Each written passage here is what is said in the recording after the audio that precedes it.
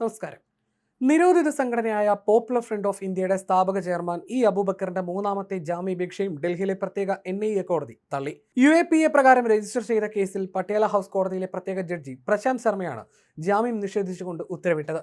രാജ്യത്തിനെതിരെ യുദ്ധം ചെയ്യാൻ ഗൂഢാലോചന നടത്തി, ഭീകരവാദ പ്രവർത്തനങ്ങൾക്കായി ഫണ്ട് ശേഖരിച്ചു തുടങ്ങിയ അതീവ ഗുരുതരമായ ആരോപണങ്ങളാണ് അബൂബക്കർ ഉൾപ്പെടെയുള്ള പോപ്പുലർ ഫ്രണ്ട് നേതാക്കൾക്കെതിരെ നിലനിൽക്കുന്നത്. കേസിൽ പ്രതികൾക്കെതിരെ അടുത്തിടെ കുറ്റപത്രം ചുമത്തിയിരുന്നു. 2022 സെപ്റ്റംബറിലാണ് അബൂബക്കറിനെ NIA അറസ്റ്റ് ചെയ്യുന്നത്. വിചാരണ വൈകുന്നതിനൊപ്പം തന്റെ ആരോഗ്യസ്ഥിതി മോശമാണെന്ന കാര്യവും UAPA കേസുകളിലെ ജാമ്യ വ്യവസ്ഥകളിലെ മാറ്റങ്ങളും ചൂണ്ടിക്കാണിച്ചാണ് അബൂബക്കർ ഇത്തവണ കോടതിയെ സമീപിച്ചത്. എന്നാൽ ദേശീയ അന്വേഷണ ഏജൻസിയുടെയും പ്രതിഭാഗത്തിന്റെയും വാദങ്ങൾ വിശദമായി പരിശോധിച്ച കോടതി ജാമ്യാപേക്ഷ തള്ളുകയായിരുന്നു.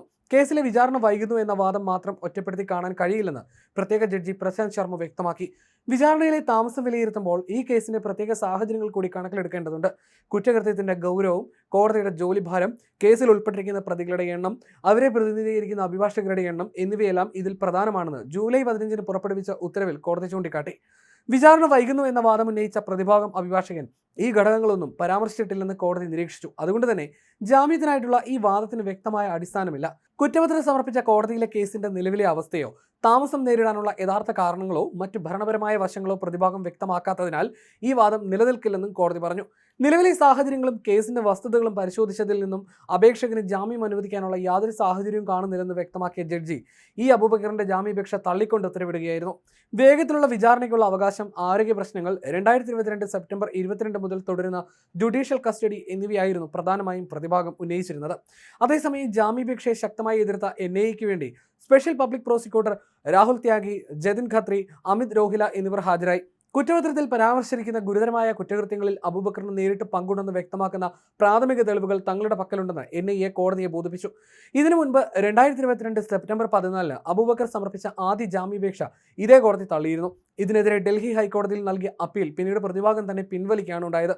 തുടർന്ന് 2023 ജൂൺ 9 സമർപ്പിച്ച രണ്ടാമത്തെ ജാമ്യാപേക്ഷയും വിചാരണ കോടതി തള്ളി. ഈ ഉത്തരവിനെതിരെയുള്ള അപ്പീൽ ഡൽഹി ഹൈക്കോടതി നിരാകരിക്കുകയായിരുന്നു.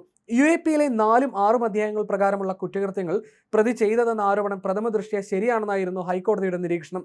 അബൂബക്കറിന്റെ ആരോഗ്യസ്ഥിതിയെക്കുറിച്ച് തീഹാർ ജയിൽ അധികൃതരിൽ നിന്നും അപ്പോളോ ആശുപത്രിയിലെ ഡോക്ടർമാരിൽ നിന്നും കോടതി റിപ്പോർട്ട് തേടിയിരുന്നു.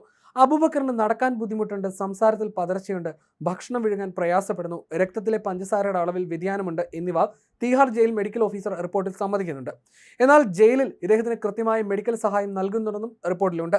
നിലവിലെ അബൂബക്കറിന്റെ ആരോഗ്യനില തൃപ്തികരമാണെന്നും GNAC, maid's, DCU, Safdarjung, GV പന്ത്, എയിംസ് തുടങ്ങിയ പ്രമുഖ ആശുപത്രികളിൽ നിന്ന് ഇദ്ദേഹത്തിന് ആവശ്യമായ ചികിത്സകൾ ലഭ്യമാകുന്നുണ്ടെന്നും അധികൃതർ അറിയിച്ചു.